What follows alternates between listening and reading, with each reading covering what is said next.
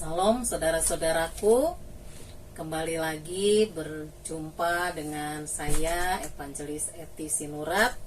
Bersama saya kali ini juga ada Pendeta Krisono.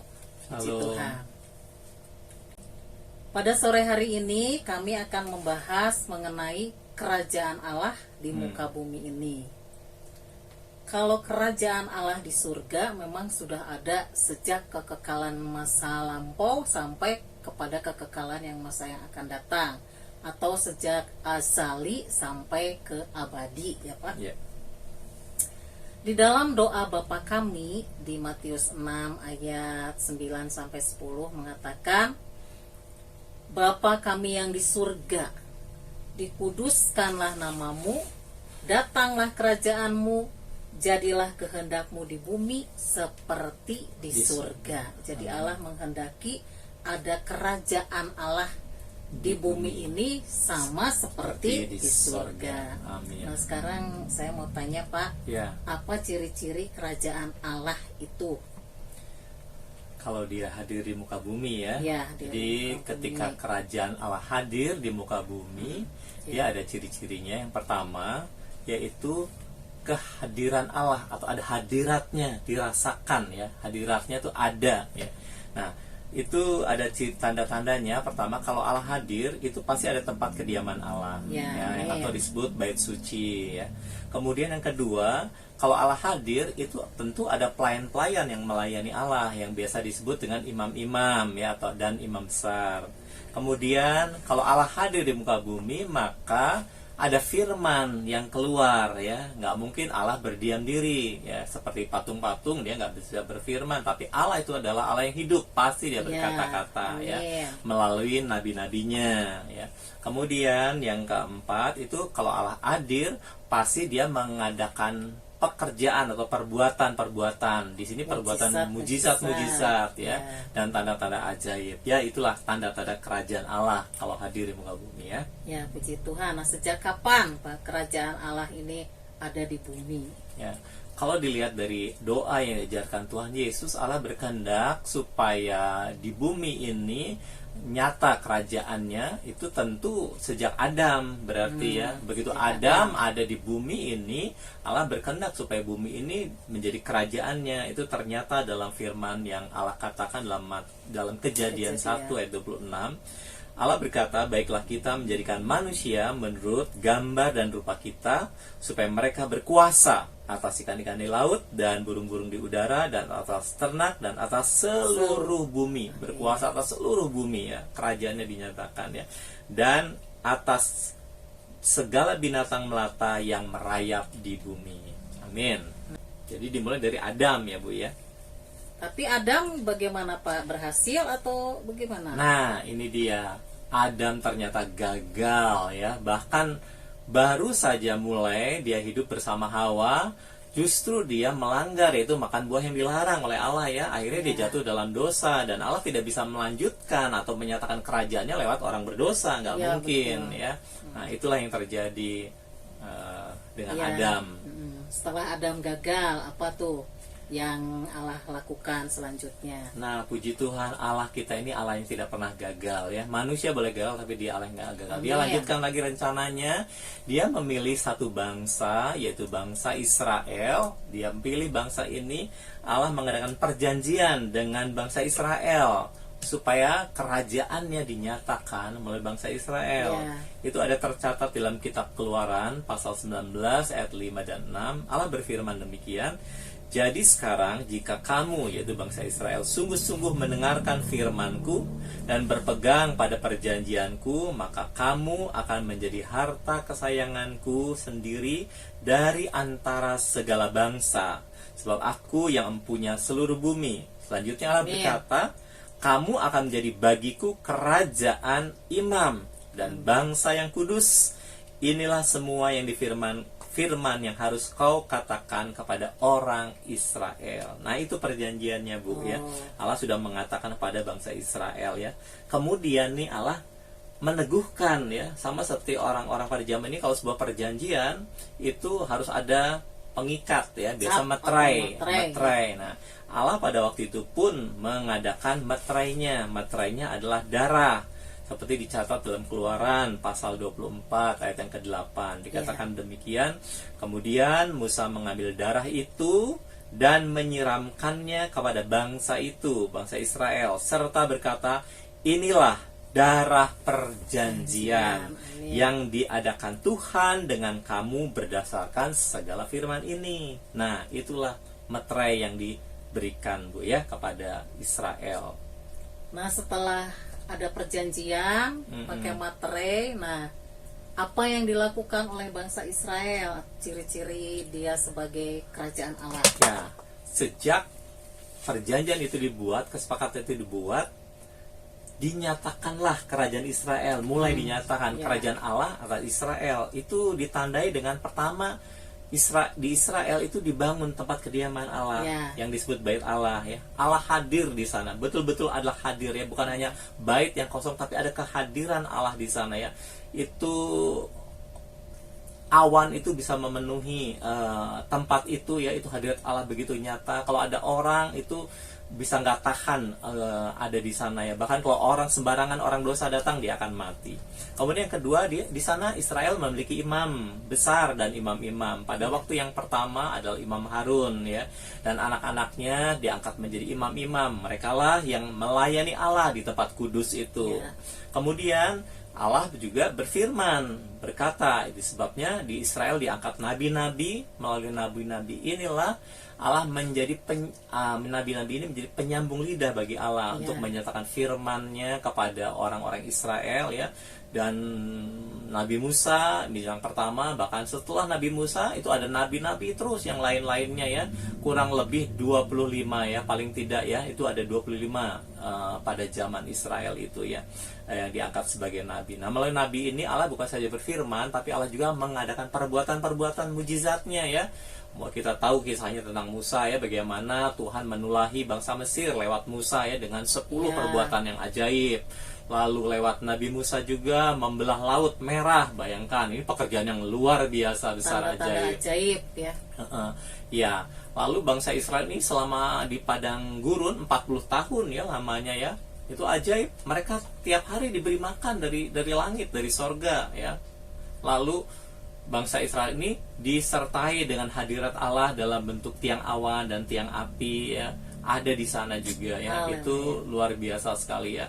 Dan kita tahu kisah-kisahnya nabi-nabi selanjutnya, ada orang yang sakit kusta disembuhkan, yang buta melihat, yang lumpuh berjalan, bahkan yang mati dihidupkan kembali. Itu terjadi, itu nyata sekali kehadiran Allah di Israel pada waktu itu, ya. Tetapi, nah, di sini sekali lagi akhirnya Israel gagal lagi, Bu, ya. Israel gagal. Berapa lama tuh Israel memanifestasikan kerajaan Allah di bumi ini? Kalau dihitung dari lamanya ini, kurang lebih tuh 1400 tahun, ya. Kurang lebih 1400 kerajaan ini dinyatakan atas Israel, ya. Tapi sayang sekali kerajaan Israel gagal nih, Bu, yang mengalami kejatuhan, ya. Gitu. Apa yang menyebabkan kerajaan ini gagal? Oh, ya. Jelas sekali di sana kita tahu 10 perintah Allah. Nah, Israel ternyata melanggar semuanya. Pertama, Allah katakan jangan menyembah Allah lain. Justru Israel menyembah ilah-ilah palsu, dewa-dewa, menyembah patung-patung yang disembah oleh orang-orang di tanah Kanaan waktu itu, ya. Yang kedua, Allah mengatakan jangan bersaksi palsu, mereka bersaksi palsu. Allah mengatakan jangan mencuri, mereka mencuri. Jangan membunuh, mereka membunuh. Jangan berdusta, mereka berdusta, ya. Nah, lihat, ya, semua perintah Allah ini dilanggar. Berzina, mereka berbuat cabul, ya, mengambil istri sesamanya, semua dilanggar semuanya. Nah, itulah kegagalan, kejatuhannya Israel di sana, ya, Bu, ya, sehingga Allah membatalkan perjanjiannya. Jadi berarti perjanjian ini batal, ya, Pak? Ya, karena ulah ingkar, betul, bangsa Israel ingkar. Memang itu mungkin mereka juga tidak mampu, ya, Pak, ya, tidak mampu melakukan hukum Taurat ini. Ya, betul, ya. Ini ada ayatnya juga, Bu, yang dikatakan dia Yeskiel. Allah sendiri bilang begini, ya. Oleh sebab itu, beginilah firman Tuhan Allah, demi aku yang hidup, aku pasti menimpakan atas kepalanya sumpahnya kepadaku yang dipandangnya ringan, dan perjanjiannya di hadapanku yang diingkarinya. Itu. Nah, itu jadi inilah yang disebut perjanjian lama. Perjanjian lama Allah yang diingkari. Perjanjian Allah dengan umat Israel, Ya. tapi sudah diingkari. Nah, karena perjanjian lama ini, perjanjian yang pertama ini diingkari, jadi bagaimana upaya Allah selanjutnya? Ya, kalau kita lihat 2 kali di sini manusia gagal ya. Pertama Adam, kemudian satu bangsanya juga gagal, bangsa Israel ya. Nah, tapi Allah sekali lagi Allah yang tidak pernah gagal, haleluya ya. Dia melanjutkan pekerjaannya ya. Lalu Allah tuh mengadakan perjanjian yang baru. Ya. Perjanjian yang baru. Nah, sebetulnya perjanjian ini dibuat Allah bagi bangsa-bangsa, gitu ya. Perjanjian ini dibuat Allah bagi bangsa-bangsa. Jadi pertama Allah memilih satu manusia, kemudian satu bangsa Israel, tapi kemudian perjanjian yang baru ini Allah bagikan bagi bangsa-bangsa, itu semua bangsa di dunia ya. Nah, kalau kita lihat isi perjanjiannya sudah dinubuatkan ya oleh seorang nabinya bernama Yeremia kurang lebih 600 tahun sebelum Masehi. Nabi Yeremia mengatakan demikian, sesungguhnya akan datang waktunya, demikian firman Tuhan, aku akan mengadakan perjanjian baru dengan kaum Israel dan kaum Yehuda ya. Bukan seperti perjanjian yang telah kuadakan dengan nenek moyang mereka pada waktu aku memegang tangan mereka untuk membawa mereka keluar dari tanah Mesir. Perjanjianku itu telah mereka ingkari meskipun aku menjadi Tuhan yang berkuasa atas mereka. Demikianlah firman Tuhan. Nah, jadi di sini kita lihat bahwa Allah sudah menubuatkan akan mengadakan perjanjian yang baru ya, karena perjanjian yang lama itu sudah gagal ya, karena bangsa Israel mengingkari. Nah, ada juga Bu dicatat di dalam Yeskiel pasal 37 dan 36 ya. Nah, kalau kita lihat nih ya, secara keseluruhan isi perjanjian baru yang akan diadakan oleh Allah ini ya dengan semua bangsa itu ada 7 ciri atau 7 tanda. Pertama, dalam perjanjian baru itu nantinya Tauratnya atau hukumnya itu tidak ditulis lagi di batu, tapi di dalam hati. Nah, di dalam hati manusia Allah menulisnya. Jadi ini mengindikasikan bahwa Allah akan berbicara di dalam hati manusia.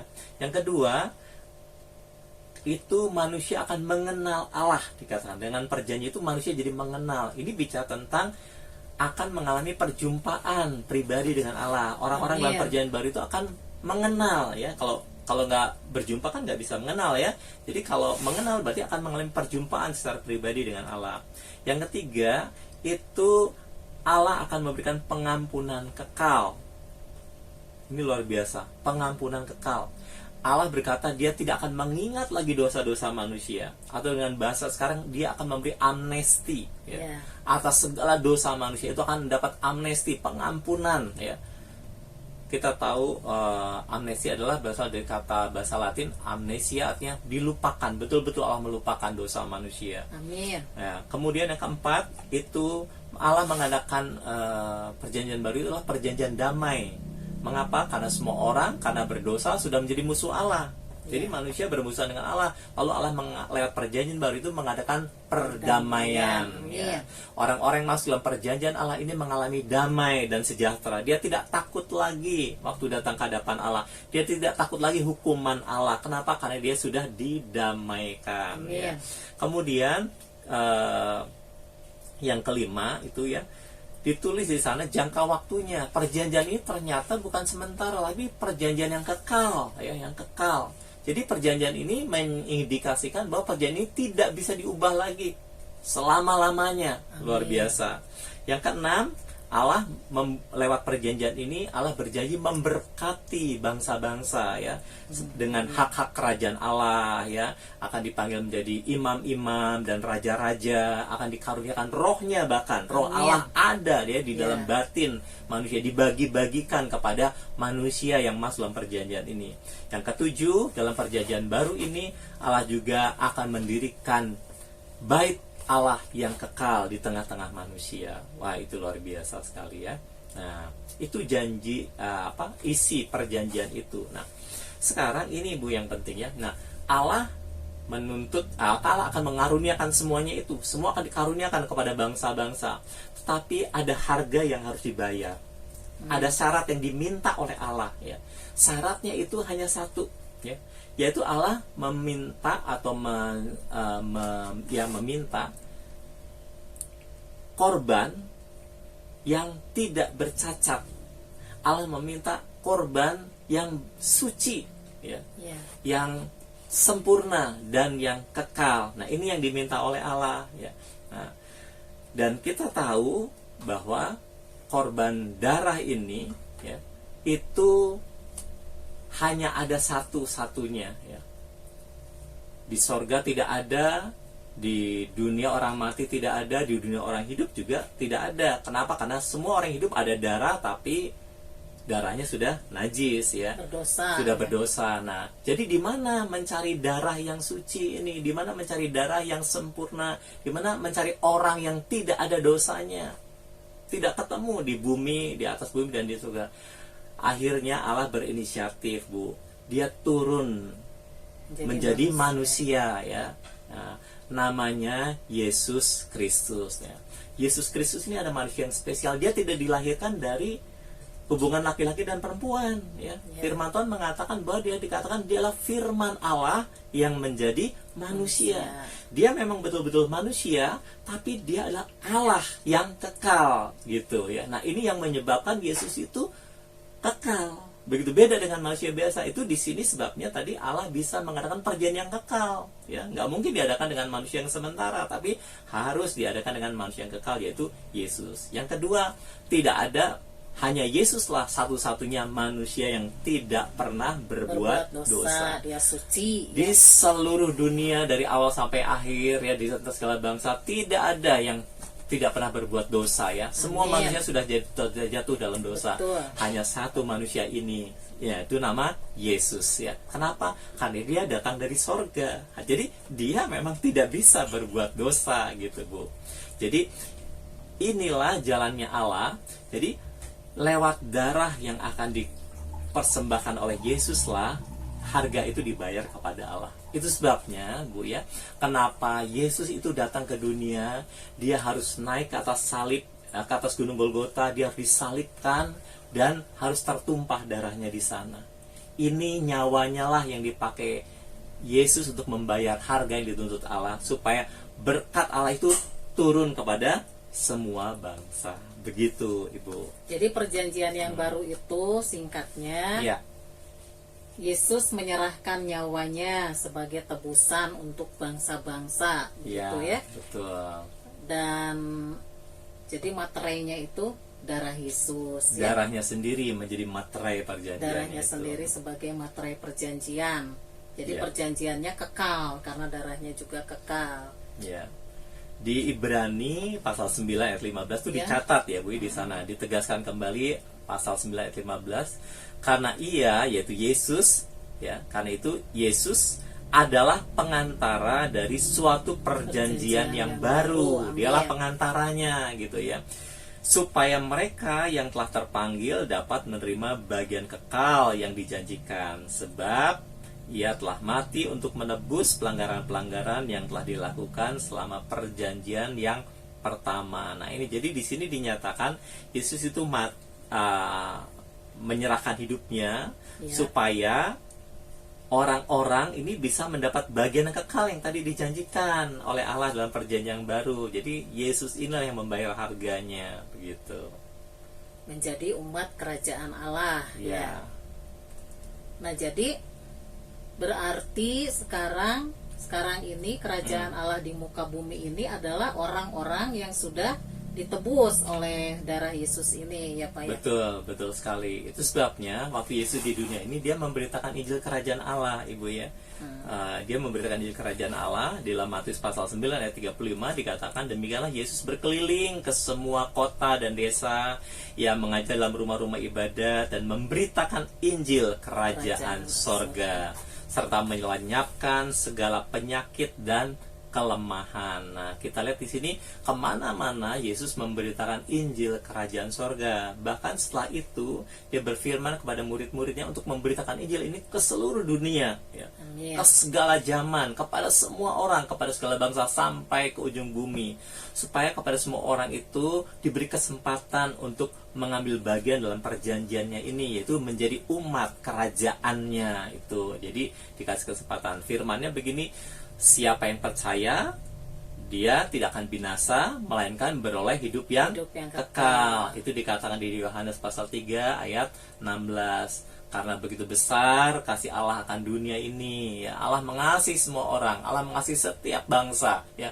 Karena begitu besar kasih Allah kepada dunia ini, sehingga dia mengaruniakan Yesus Kristus putranya, supaya setiap orang yang percaya kepadanya tidak binasa, melainkan beroleh hidup yang kekal. Nah, dengan janji itulah bangsa-bangsa mulai berdatangan ini. Orang-orang yang percaya kepada Yesus itu mulai datang masuk dalam perjanjiannya. Nah, mereka yang datang dari berbagai bangsa ini, dari segala bangsa itu dikumpulkan jadi satu, Bu, ya. Namanya ini adalah Gereja Tuhan. Nah, itu yang dituliskan oleh Rasul Petrus ke 1 Petrus pasal yang kedua ayat yang ke-9, dikatakan kamulah bangsa yang terpilih, imamat yang rajani, bangsa yang kudus, umat kepunyaan Allah sendiri, untuk memberitakan perbuatan-perbuatan besar dari Dia. Nah, inilah bangsa yang dipilih, ya, yaitu semua orang yang percaya. Nah, ini akan terjadi terus, Bu, ya, dari zaman ke zaman sampai nanti akhir zaman sebelum Yesus datang. Itu akan terus bangsa-bangsa akan datang, yaitu mereka yang percaya kepada Injil Kerajaan Allah ini, ya. Jadi Injil Kerajaan Allah ini adalah berita sukacita buat semua orang. Semua orang berdosa boleh datang sekarang, boleh dapat pengampunan, boleh mendapatkan hidup yang kekal, karena harganya sudah dibayar oleh Yesus waktu di atas kayu salib, yaitu dengan nyawanya sendiri. Haleluya. Begitu. Nah, jadi kerajaan Allah di muka bumi sekarang ini yaitu jemaat Allah, ya, atau gereja Tuhan. Orang-orang yang sudah ditebus ini dengan darah Yesus, ya, Pak, ya. Nah, gereja Tuhan ini normalnya memanifestasikan kerajaan Allah di muka bumi. Iya. Jadi umat Kristen semua, kita sekarang harus sadar bahwa kita adalah kerajaan Allah yang ada di muka bumi ini. Ya, kita bisa lihat, Bu, ya, di Kisah Rasul nih, ketika gereja Tuhan pertama kali bangkit, ya, ketika Yesus sudah bangkit dari antara orang mati, lalu dia naik ke surga, ya.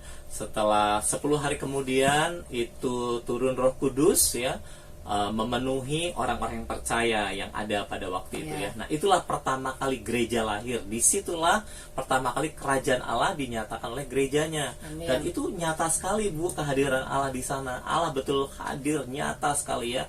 Sebab di sana pada waktu itu murid-muridnya itu, para rasul itu mengadakan tanda-tanda mujizat yang luar biasa, ya. Orang yang buta melihat, orang lumpuh berjalan, ya, orang tuli mendengar, yang bisu bisa berkata-kata lagi, ya, bahkan yang mati dibangkitkan, ya, pada waktu itu, ya. Dan misalnya saja kita sebutkan ada salah satu kisah bagaimana orang-orang sakit pada waktu itu ditaruh di pinggir jalan. Lalu supaya apa? Kalau Petrus lewat, itu salah satu rasulnya bernama Petrus, itu kalau lewat bayangannya bisa mengenai mereka. Sebab apa? Ketika bayangannya mengenai mereka yang sakit itu semua disembuhkan. Dahsyat sekali, luar biasa. Nah, lalu di sana juga ada tanda-tanda lain, Bu, yaitu tanda-tanda kehadiran Allah. Mereka melayani Allah, mereka memuji, mereka menyembah Tuhan, ya, mereka menaikkan doa dan permohonan. Itu bicara tentang pelayanan imam-imam, ya, di mana di sana ada bait Allah, mereka melayani Allah di sana juga, gitu, ya. Itu semua itu ternyata, ya. Bahkan sampai hari ini gereja Tuhan terus menyatakan kehadiran Allah di tengah-tengah dunia ini. Jadi gereja Tuhan tuh baitnya Allah, gitu, ya. Di dalam bait Allah tuh ada orang-orang yang melayani yang disebut imam-imam. Imam besarnya adalah Yesus Kristus itu sendiri. Jadi imam besar kita ada di surga, ya, Pak? Imam besar kita ada di surga. Imam-imamnya kita yang ada di muka bumi ini. Iya. Ada firman juga yang menyatakan firman. Ada apalagi Yesus Ya. sebagai imam besarnya, ya, dan kita semua yang umatnya ini sebagai imam-imam melayani Amin. bumi. Yesus sebagai imam besar agung kita, dia melayani di surga, Bu ya. Amin. Tadi dia sudah naik ke surga, dia melayani Allah di surga, kita melayani Allah di muka bumi ini. Dia baitnya juga, ya, baitnya di muka bumi ini, ya. Dia bersyafaat bagi kita di sorga sebagai imam besar, berdoa bagi kita, ya. Nah, kita di bumi juga menaikkan doa-doa kita, ya. Amin. Nah, lalu dari antara umatnya ini juga Allah memanggil, ada rasul-rasul, ada nabi-nabi, ada pemberita-pemberita Injil, ada gembala-gembala, ada pengajar-pengajar. Itu semua dipanggil oleh Allah dari antara umatnya ini untuk memperlengkapi gerejanya. Sampai hari ini, ya. Jadi hari ini masih terus berlangsung kesaksian Allah di tengah-tengah gerejanya sampai Yesus datang untuk kedua kalinya. Puji Tuhan, hari ini kerajaan Allah ada di muka bumi ini, yaitu di antara kita. Di Matius 24 ayat 14 mengatakan, dan Injil kerajaan ini akan Amin. diberitakan di seluruh dunia menjadi kesaksian bagi semua bangsa. Sesudah itu barulah tiba kesudahannya. Amin. Sebab itu saudara-saudaraku, marilah kita bersama-sama di dalam bait Allahnya Tuhan. Sebagai jemaat Tuhan, kita menyatakan kuasa Tuhan di dalam hidup kita, ya, dalam beribadah, berjemaat, maupun di dalam kehidupan kita sehari-hari, supaya alami. dunia melihat, ya, Amin. bahwa kita memang anak-anak Allah, anak-anak terang yang sudah pindah Anak dari kerajaan. gelap ke dalam terang, Amin. dari kuasa iblis kepada kuasa Allah, Amin. dari maut kepada Hidup. hidup. Jadi dunia melihat kita sebagai terang bercahaya di tengah-tengah dunia yang gelap ini. Amin. Puji Tuhan, saudara-saudaraku, pada kesempatan kali ini nanti kita lanjutkan di kesempatan yang akan datang. Tuhan memberkati. Haleluya. Amin. Shalom.